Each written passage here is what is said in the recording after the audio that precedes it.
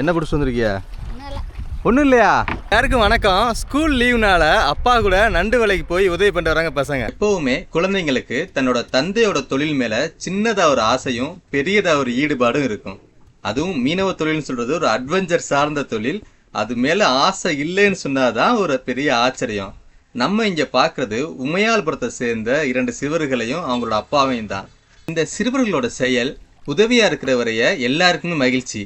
ஆனா ரொம்ப தொழில ஈடுபட்டு அவங்க கல்வியை கைவிடும் போதுதான் அது பெற்றோர்களுக்கு பெரிய சிரமமா உண்டாகுது. நீ என்ன படிக்கிற? 8ஆவதா? ஸ்கூலுக்கு போறியா இல்லையா? போலப்பா. பேர் என்ன உனக்கு? உதயா. தம்பி பேரு? குமார மட்டும் சேர்த்துக்கிட்டீங்களா கூட? நீ என்ன படிக்கிற? அப்ப நீ ஸ்கூலுக்கு போகல. நீ ஸ்கூலுக்கு போனா படிக்கிற வகுப்பு அப்படி மறக்கா?